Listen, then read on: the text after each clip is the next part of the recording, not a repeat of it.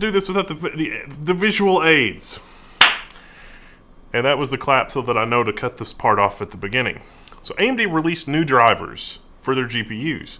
Look, even the lovely old reference RX 5700 XT, 6800 XT, and that kind of stuff. And there was some performance uplift in those titles. Don't get me wrong. I actually have those here on my desk. Let me see. Is the audio at least reasonably okay? Because it's like right there. I know I got to figure out the RTX voice, but this is Linux. I mean, Linux RTX voice. And I don't want to put Windows on this thing because I'll be streaming and then Windows will be like, I've got an update. I'm going to reboot.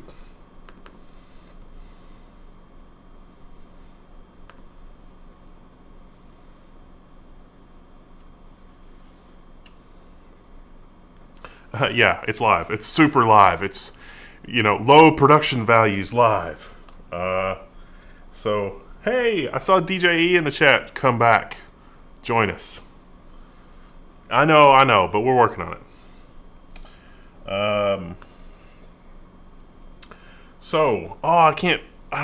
How can I easily show you this? Oh, this is probably ridiculous. Yeah, okay. This will probably work. Look. Oops. Don't unplug.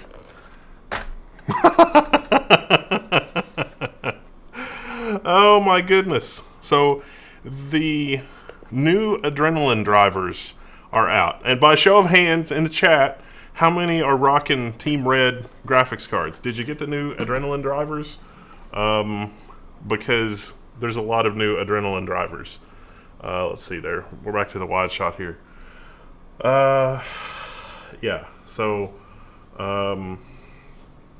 the new Adrenalin drivers are out, and they're actually pretty good. They had AMD Link on Windows. So like this Surface, which has a garbage tier GPU in it,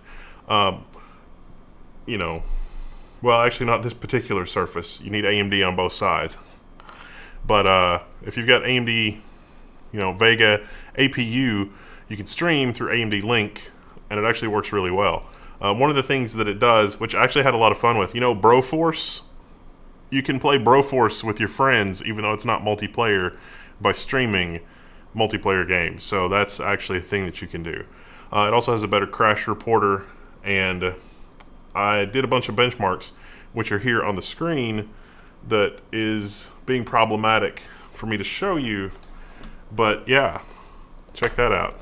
There's some cool stuff. This is for Far Cry 5. And so the one that I want to show you in particular, Horizon Zero Dawn, some pretty reasonable uplift. 119 FPS at 4K with the 6800 XT. 217 FPS.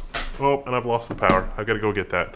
217 FPS on Tomb Raider. Actually, let me leave that there for you so you can kind of look at it if you've got a high enough resolution screen.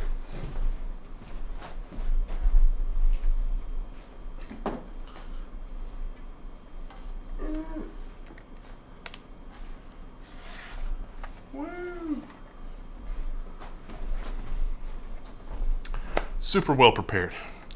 217 FPS at 1080p is like, the important thing to understand with Tomb Raider is that there's going to be a huge variability in performance between about 180 FPS and 217 FPS because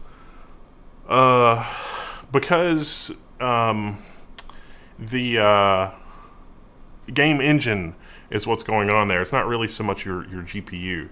But this is a 5950X, I think. Yeah, that was on a 5950X. The 6800 XT could deliver 217 FPS after this driver update. Before that, it was about 200 and some, but about 205, because that has the resizable bar and all that other stuff. And that's pretty fast memory in the system as well. But it can be a little misleading because it's the game engine and memory latency and a whole bunch of other things. You wouldn't want to actually play this game at 200 FPS at 1080p. You'd probably want to play it at 1440p or 4K. There's sort of less of an uplift there. But if you haven't updated to the new Adrenalin drivers, you should, because it also gives AMD a lot of intel. Like if you opt in, you're going to give them intelligence as to what's going on with your machine and the driver and crashes And there's a crash reporter, and there's also a web-based crash reporter, so it doesn't even have to detect a crash. You can do that. There's a minimal install. There's a fancy install. The Radeon graphics team has done a lot of work in that driver. There's a really good PC World article. You should check that out. Hexus.net also has a really good write-up on it. Check that out for sure. AMD's put out their own video. I sort of wanted to talk about that a little bit and show some of the performance because it is nice. One of the things that's not in the driver that I think everybody was kind of expecting was the, Fidelity FX Super Resolution. It's not there yet. Soon, I guess. So, does anybody have any questions about the new Adrenalin driver? I didn't see a show of hands as to, what everybody's rocking.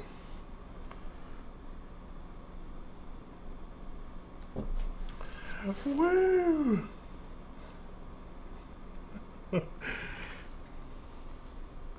So, this is the sort of thing with that.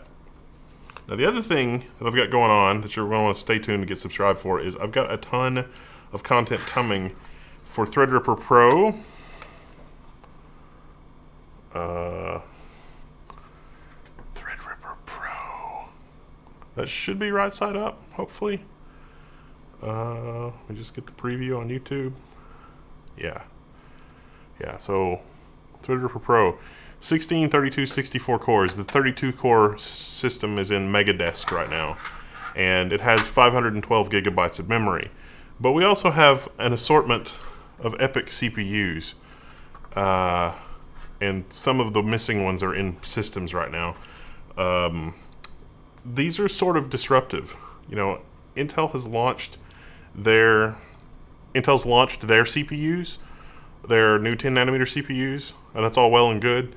But I have these, and you can actually buy a lot of these on Newegg. Like right now, you can actually pick up the Newegg Threadripper bundles, which is motherboard and CPU combos, and it works fine.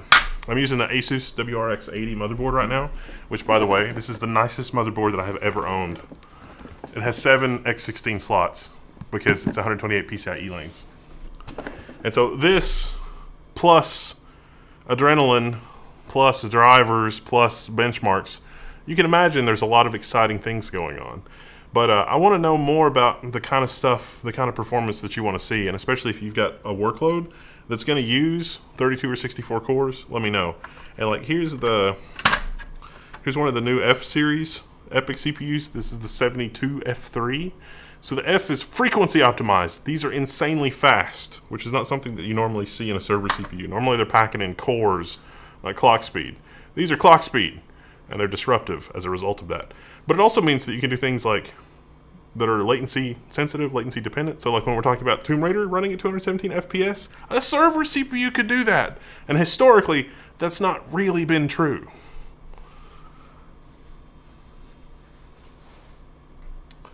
Alright, so Malto Nito donating his love. Oh, thank you. Did I miss anybody else? Sorry. Alright. Good. 5700 XT. Didn't realize I just left this running in the background. Sorry.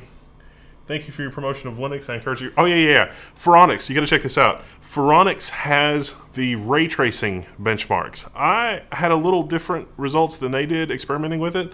Not anything bad, but the new Linux drivers also unlock ray tracing on Linux. But a lot of things on Linux aren't ready for that yet. But if you're curious about Linux performance with the new driver that just came out yesterday, you should check out the Phoronix article for that because it's really good. But if you have any questions about it, let me know because I got it up and running. Does the 4750G get an uplift? You get a little bit of an uplift, yeah. For a $10 donation, can you help explain a tech wizard collect more loot to explain to us? Yes! I give you money so you may eat chips and dip. All the chips, none of the dip, unfortunately. So I'll squeeze my level 1 stress penguin. Captain Yapper says, gotta take off, have a good one. Yes, thank you, see ya. Thanks for hanging out. I used to have a 7990. Its Linux support was very good. I'm on NVIDIA now and regretting it. Linux support from Team Green has gotten better lately. There's the very gray market GPU unlocker for Linux so that you can run more than one virtual machine on a single card. And they've gotten rid of the code 43 driver error. Of course, AMD's driver is fully open source, except for the binary blob for the firmware, but they've been sort of a better steward of the whole Linux process. And I think ultimately NVIDIA will probably go the same way. They'll probably put all their special sauce in a blob and go with a more open source format for their driver. I think that's probably inevitable. I mean, there's not really, the intellectual property problems are solved more or less with the way that AMD has done it. And NVIDIA is so far ahead on their driver stack. I mean, they've basically, Intel going on with their one API with the GDC. NVIDIA's basically already got that.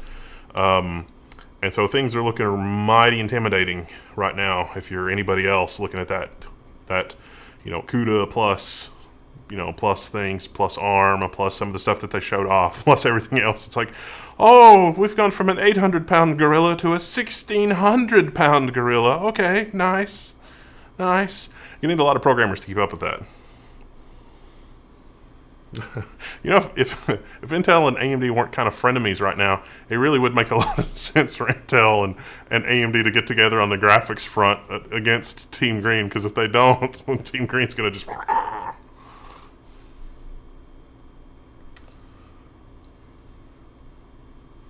So what questions do you have about stuff?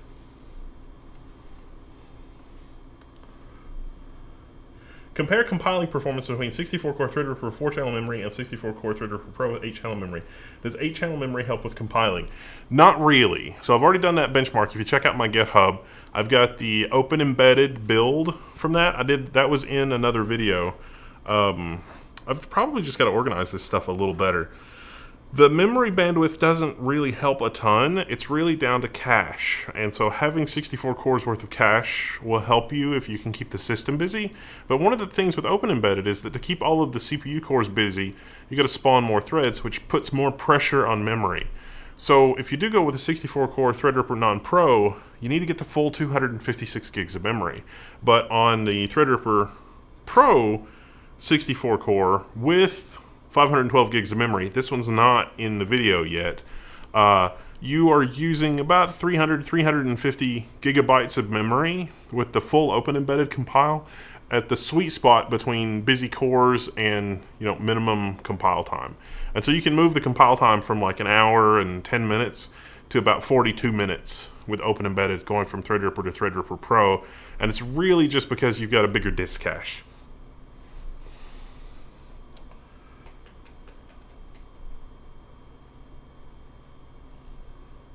What happened to the Intel and AMD graphics competition?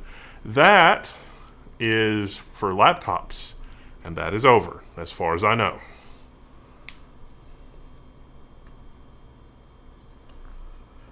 Where is FreeSync and HDR at currently on Wayland? There is a little bit of the plumbing in place to support it.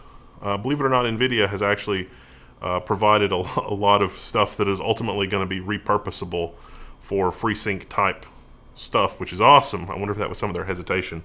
But NVIDIA has recently provided a lot of stuff for Wayland that's going to be very helpful for the community, so that's exciting. But we're not quite there yet.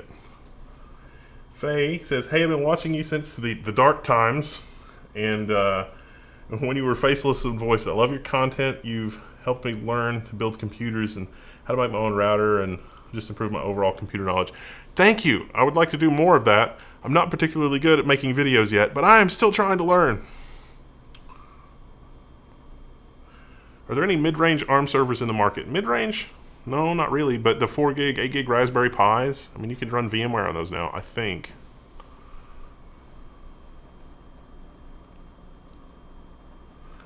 I remember seeing a video with an old logic analyzer, and I wondered what you used it for. So I had an old HP logic analyzer that was basically a Mac in a box. The computer that ran it ran that. That was a 100 megahertz logic analyzer, and I used to use it for debugging Atmel AVR code. So a brief stint, I worked on creating Atmel AVR replacements for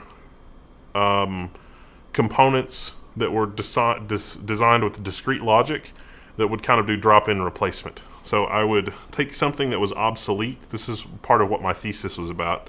I would take something that was obsolete, look at the discrete logic signals going into and coming out of it, and then try to reproduce that in software, upload it to an 8-bit Atmel AVR. This was in the days before GCC for the Atmel existed. This was in the days before the Arduino. And I would use that to use the logic analyzer to show my professors that the software was doing the same thing that the previous logic board was doing. So that was pretty cool.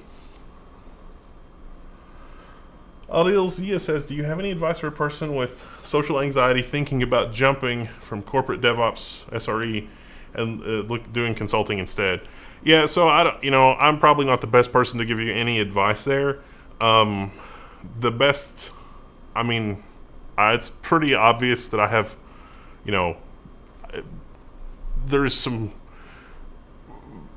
atypical components there, I guess you would say. I've generally been able to work through it by focusing on the specific reason why I'm here and aspiring to just sort of be a cog in the machine. So I'm not really good at the whole interpersonal relationships thing, and I really still have a hard time with people that waste my time. And so let's dispense with the pleasantries. I'm here for a specific reason. I'm on the clock. Let's solve the problem and move on to the next thing, which some people appreciate, some people don't.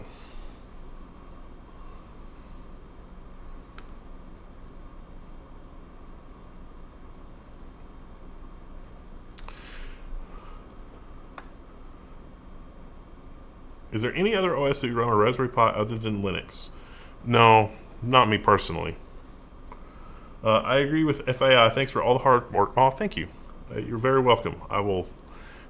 We've actually been growing, and so I've trying to been organize the tasks and do stuff. And my learnings from consulting don't apply quite as well to my learnings from the YouTubes. It's a little challenging. I have no personal interest in Linux and server stuff, but pretty much everything you produce. The thing that's exciting to me, I don't know, but this amount of computational horsepower is so insane. On the GPU side, as well as the CPU side, we have come an incredible distance in the last 5 years. We're honestly breaking through as an industry, and it's not over yet. This is just the tip of the iceberg. We're going to look back in a couple of years probably and say, x86, what were we thinking? But this design and the chiplet and all the stuff that goes into this is kind of a stepping stone. And we got the I/O die, but what's to say that we couldn't put RISC-V or ARM chiplets on this and get it done? But 64 cores, and it's 64 cores is $7,000, but that's surprisingly affordable if you need 64 cores. I know that sounds crazy, but if you make money with computers, that's actually a really good deal because you get the clock speed, you get the memory capacity, you get all of the other stuff, and so it makes me giddy having this much computational horsepower here. And Threadripper Pro, you can just buy this, and you don't have to be special. And you can have that much computational horsepower and use it. And that's just really exciting. But it's also really exciting because if you can't use that much computational horsepower, you can just pick up an 8 or a 12 core CPU, and that's still a relatively huge number of cores for a normal person to have. And you can basically do anything that you want with it. You can create, you can program, you can change the world. It's all down to software and writing and ideas. And this is the tools to do that are accessible for everybody. Mark's here. Hello. Thank you all. Thank you all for the kind words. Is this a donation stream? No, this is just to talk about the new AMD driver and some of the new CPUs. And I'm really excited about Milan. You should check out the Linux content that we did on that and the main channel content. And there's more coming, and it's really exciting.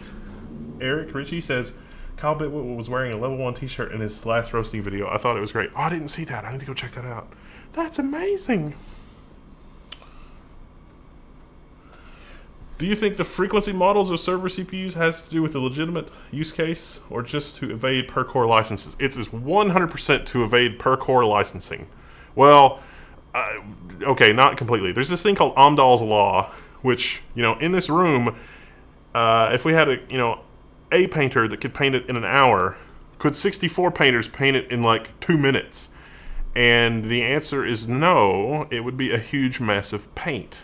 And because that doesn't scale linearly, that's called Amdahl's law, that you shouldn't expect that to scale linearly, or the scaling is going to change over time. So more frequency is, more cores is better, and then more frequency, and then more cores, and then more frequency. And VMware and a lot of other people, I think, are kind of, and Microsoft too, are kind of painting themselves into a corner because people don't want to do that. So, like, look, I have $10,000 of CPU here, 128 cores. We put the lightning in the rock and put metal on it, and we've got a little bit of gold that's blown on the back that's just probably like 3 molecules thick layer of gold. And if these things can do crazy computation and it only costs $8,000, okay, I want to license Microsoft SQL Server. What's that going to cost? $480,000. And these are epic Rome. These are 7742? 7742. These are 7742s. If we switch to the superior 7763, also 64 cores, guess what? $480,000 to license Microsoft SQL Server for those CPUs. $480,000. Now the programmers, I'm sure they did a lot of work, a lot of thinking, a lot of blood, sweat, and tears going into that ACID compliance. But that's a sunk cost. And once you've done that, spread it out over the number of customers that actually need that, you're done. This is putting lightning in a rock to do math. I think hardware should be worth more than software at that scale, but clearly it's not actually like that.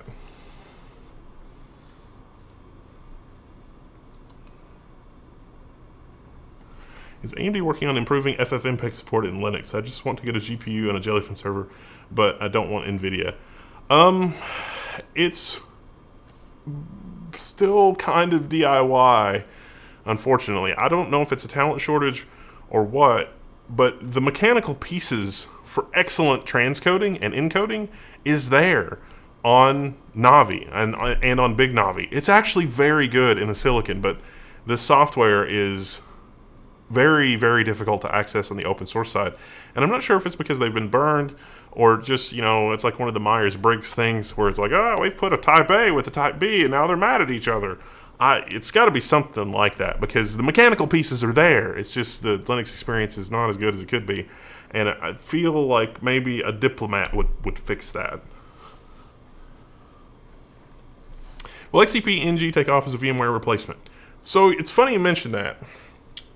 I would love, if there's anybody in the audience that's done a lot with XCP-NG and you can post pictures of your stuff, come to the Level 1 forums. Make an account, message me, post, reply, whatever you need to do to get my attention so I can bump your trust level if you don't already have an account there. And show me what you've been doing with it. Because I've been experimenting with it a little bit, especially for like VDI stuff and GPU pass-through and grid with like the Teslas. And it's quite good. It's impressively good. And so I'm sort of having a little bit of an imposter syndrome here because it's like, has this flown under my radar? What is going on with this? This is actually a really good experience. And I've got the S7150s that I've converted for SR-IOV, which is a pretty reasonable multi-GPU experience. I mean, those are 5-year-old cards. They're end of life. But I kind of want to play with that more on XCP-NG, but I'm curious what other people's experiences are. And the test platforms that I have to use that are mostly, this platform. And I'm finding that some of these older devices have not gotten a lot of qualification on the bleeding edge new CPUs. And so there's some bugs and I got to jump through some hoops and that kind of thing. But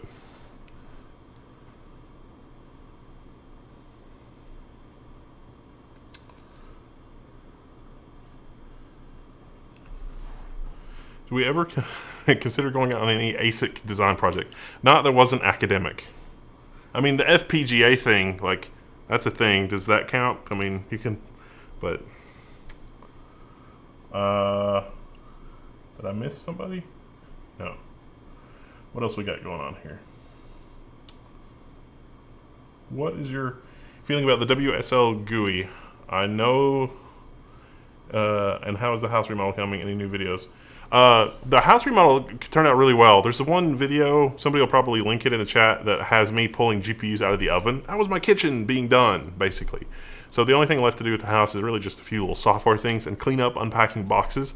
Very happy with how everything turned out. Part of my roof failed. We had a really bad ice storm, and I got an ice dam, and I was like, I fixed all the stuff. I didn't fix all the stuff, so I got to fix that. But yeah, it'll be good. It'll be really good, I think. It'll be really, really, really, really good.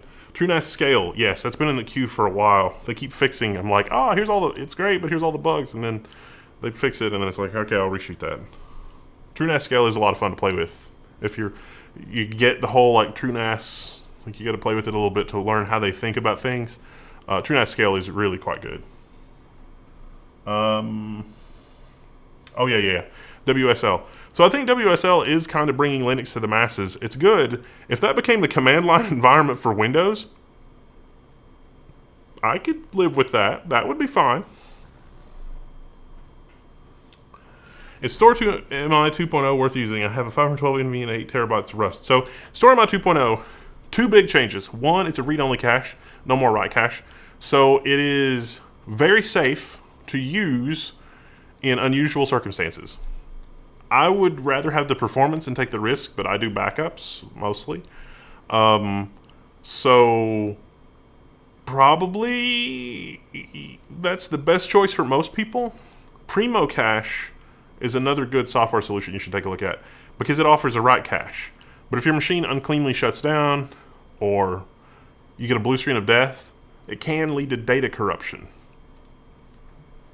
So it just depends on what your goals are.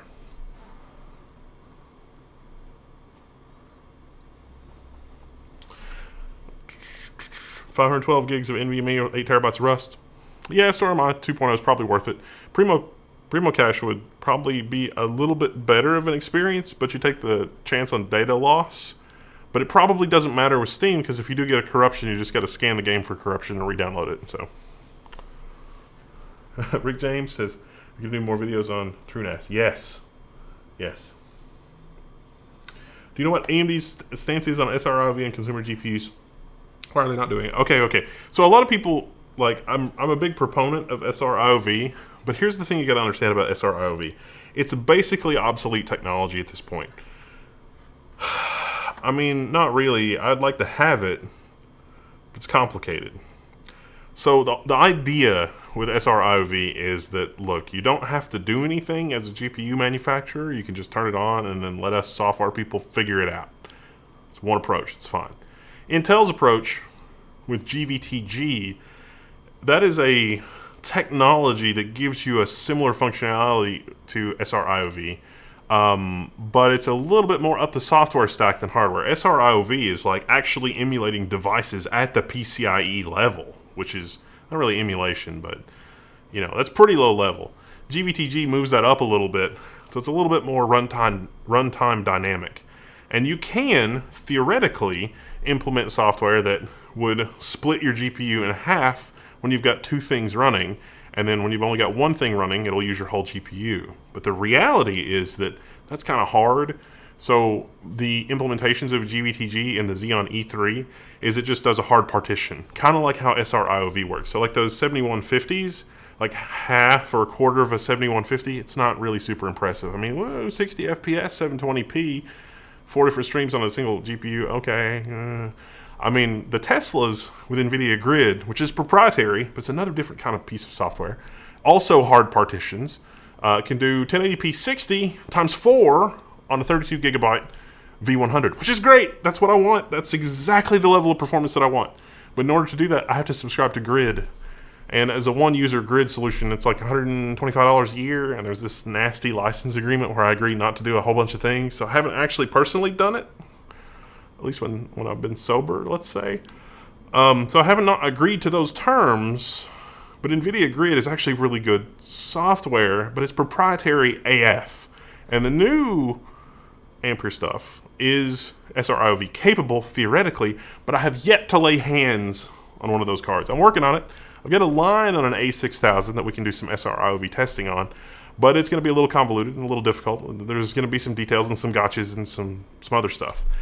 Navi, the hardware architecture, is definitely set up to do this. Like, you look at Google Stadia and like what they're doing, it's basically the same stuff. And if you look at what Big Navi is, it looks like it's built to just drop right in to Stadia, which is exactly what we would, love to have on the desktop. So I could have my 6800 XT and dedicate 3/4 of it to this running game. And then, I need to run 2 games at once because somebody wants to play a game somewhere else in my house and I can stream it. It's like, all right, well, I'll live with the lower frame rate, Fidelity FX, dynamic scaling. We can juggle multiple tasks on a single GPU. It's a software thing. It's really hard. With AMD needing to spend as much development time on so many other things is the most sort of politically correct way I can say that. I really don't think that we're going to see those features on consumer GPUs for quite a long time. They have it in the enterprise, but I don't see an easy way for that enterprise functionality to make its way down the stack. And it doesn't need to be SR-IOV. It just needs to be the software stubs and the interface necessary for, plebs like us to build it out the rest of the way. If you look at Looking Glass is 95 to 99% of the solution that we would need in an SR-IOV context. And that's the reason it exists, because it's like, we don't have to build all this stuff. You can go to NVIDIA, you can go to Intel, you can go to AMD, and you can say, no, Looking Glass will run great in a virtual machine. That's 95% of the work that you would have to do to support this in the consumer space. Please just let us run multiple GPUs. Enter the vGPU unlocker. I teased that in the other video. And that sort of tricks the proprietary NVIDIA driver to make your GeForce 3090, for example, show up as multiple GPUs and work with the Grid software. You still have to have a hacked copy of Grid or buy the $100 a year Grid subscription, but it will work, and you can run multiple VMs on a single 3090. It's a hard partition kind of thing, but splitting a 3090 in half is still a pretty reasonable gaming experience, so it could work.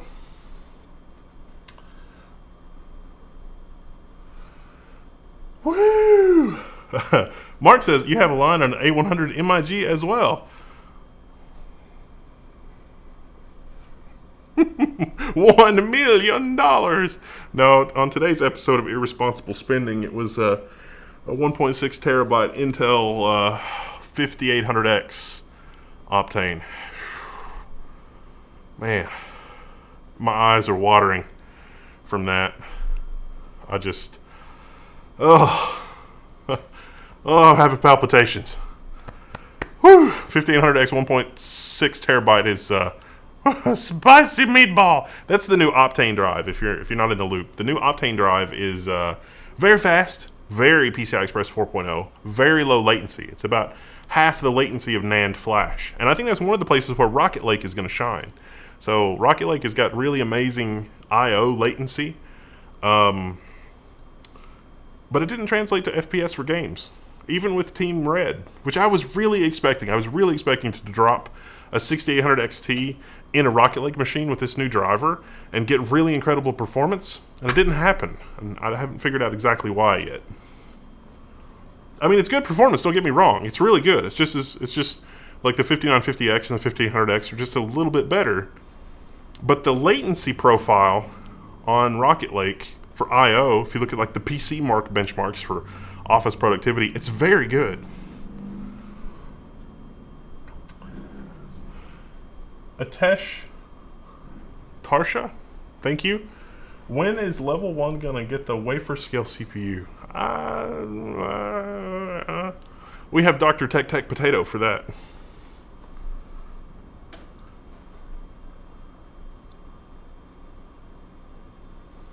All right, I think that's almost enough rambling. Does anybody have any final questions or anything like that before I go? Thank you all for hanging out. I want to do more of these, I think, and stuff. But yeah, I've got a lot of content coming up. I've been doing a lot of stuff behind the scenes, and almost all of it is trying to use things off-label in ways that they were never designed for, and then it doesn't work. And then I'm like, hey, I'm trying to do this thing, and it's not really like super off-label, but it kind of is, driving everybody insane. But it's a lot of fun. I mean, it's like 128 cores in a little box. And, you know, this level of graphics performance, I mean, the GPU shortage kind of sucks and makes the prices kind of meh. But the fact that you could theoretically get that much graphics performance for under $1,000 is really pretty incredible. Whew. Well, it's been fun hanging out with all of you all. Be sure to watch and check out our coverage for all of this cool server stuff, as well as the Threadripper Pro stuff, which is going to be on the main channel, as well as the Linux channel. But this has been a quick look at the new AMD video drivers. And if you're on Team Red, go get the new video drivers. And if they're trash, let me know. Come yell at me in the forum. That's fine. But it's got a good crash reporter and some other features that I like in AMD Lincoln. Check that out and let me know. Let me know how it goes. And